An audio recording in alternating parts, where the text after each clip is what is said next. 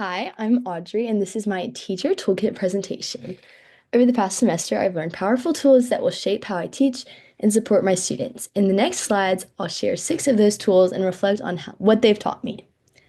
Again, my first tool is a video that explains executive functioning, a set of mental skills, including working memory, flexible thinking, and self-control. These skills are critical for helping students manage their thoughts, actions, and emotions to reach goals. In the video, it defines each component and gives classroom-based examples and explains how executive functioning develops over time. This topic falls under cognitive development and is especially important in helping students become independent learners. Understanding executive functioning is essential for my future teaching because it explains why some students struggle with tasks like following directions, staying organized, or switching between activities. I'll use this knowledge to design lessons with built-in supports like visual schedules, checklists, and time for reflection. It will also help me build a classroom environment that supports planning, focus, and self-regulation. By understanding these skills, I'll be better equipped to partner with students and support students individually, especially those who need extra scaffolding. In my future classroom, I might have a student who struggles with to remember multi-step instructions. Instead of repeating directions over and over, I'd provide them with a visual checklist and model how to use it. I might also give the whole class time to preview their day using a morning agenda routine. This helps build planning and cognitive flexibility. Over time, I'd coach students to set goals and reflect on their progress, skills tied directly to executive functioning. Supporting these skills daily will help my students succeed academically and socially. I know me personally, I would really have thrived with this in elementary school, so I'm really excited to use it on my future classroom. Okay, the next tool I have is the theory of mind. Theory of mind refers to the ability to understand that other people have their own thoughts, feelings, and perspectives that may be different from one's own. This begins developing around ages 3 to 5 and is a critical component of social and emotional growth. This article by Henry Wellman offers rich insight into how theory of mind emerges and why it's essential for empathy, communication, and social behavior. As a teacher, understanding this tool helps me recognize where students are developmentally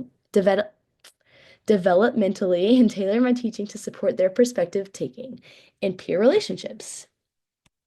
Understanding theory of mind will shape how I design my classroom environment and manage student relationships. For example, I'll intentionally plan activities that involve role playing or discussing how characters in a story might feel.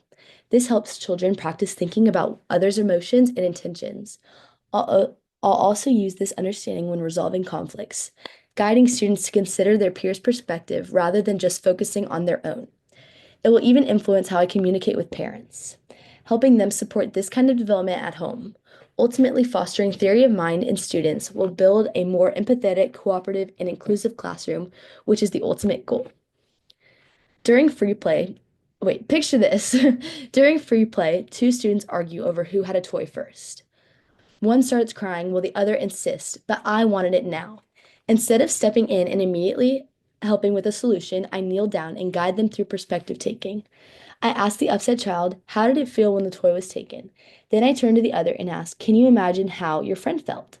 As they reflect, I help them express their emotions and understand each other's viewpoints. By using theory of mind in real-time conflict resolution, I'm not just managing behavior, I'm helping them develop empathy and social understanding that will help them for years to come and throughout their entire life. The next tool I have is this video, which delves into significance of peer relationships during middle childhood. It highlights how friendships become more complex and integral in children's social development. As children navigate these relationships, they learn essential skills like cooperation, empathy, and conflict resolution. Understanding these dynamics is crucial for teachers as it forms strategies to foster a supportive classroom environment where positive peer interactions are encouraged. Recognizing the importance of peer relationships, I will integrate activities that promote collaboration and mutual respect among students. Group projects and peer-led discussions can provide opportunities for students to build trust and learn from one another. Additionally, I will be attentive to the social dynamics in the classroom, intervening when necessary to guide students toward constructive interactions. By doing so, I aim to create a classroom culture that values inclusivity and empathy. In a classroom I shadowed, the teacher held morning meetings every day. Students sat in a circle and shared how they were feeling, something about their lives, or answered a fun question. Over time, I watched as the class grew more connected. They listened to each other, offered encouragement, and learned about one another's personalities and perspectives. I saw shy students open up and confident students learn empathy. In my future classroom, I'll use morning meetings to create the same safe, supportive space where students feel known and valued, laying a strong foundation for positive peer relationships they will have and use their entire life. This tool is based on meta-analysis of 213 school-based social emotional learning programs, which found significant improvements in students' social emotional skills, behavior, attitudes, and academic performance. The developmental topic here is the social emotional learning, or SEL, which encompasses skills the emotional regulation, empathy, relationship building, and responsible decision making. This article helps teachers understand the powerful evidence-based impact social emotional learning programs can have across childhood and adolescence. This article is incredibly helpful for my classroom because it shows how social emotional learning programs benefit students in both academic and interpersonal areas. I plan to incorporate social emotional learning into my daily routine through morning meetings, class discussions about emotions, and explicit instruction on conflict resolution and empathy. Understanding that social emotional learning has proven benefits makes me confident in prioritizing it alongside academic learning. I especially want to help students build strong relationships and self regulation skills, which are foundational for classroom harmony and lifelong success. Imagine a group of fourth grade students working on a poster project. Two students begin arguing, one feels unheard, and the other one feels criticized. I'll pause the class and initiate a quick social emotional learning moment. We gather to reflect how we communicate in groups. I guide students to use I feel statements, encourage listening without interrupting, and remind them our empathy goals. This situation becomes a teaching opportunity rooted in responsible decision making and emotional regulation. I'm not just managing behavior, I'm teaching lifelong social emotional learning skills using what we've learned from this article. Okay, the next skill is this video, which explains Albert Bandura's social learning theory, which emphasizes the importance of observing, modeling, imitating others' behaviors, attitudes, and emotional reactions. The theory highlights how learning occurs in social contexts through attention, retention, reproduction, and motivation. Bandura believed that children can learn not only from direct instruction, but also by watching others. This tool connects directly to social learning theory, a major framework in cognitive and social development. Bandura's theory helps explain how behaviors, norms, and skills are acquired in social settings, especially in classrooms where students constantly observe peers and adults. It also links to emotional regulation and identity development, showing how children internalize what they see. This theory connects deeply to cognitive development because it involves attention, memory, motivation, and also to social emotional development through modeling relationships and responses. Understanding social learning theory is incredibly helpful for my future classroom.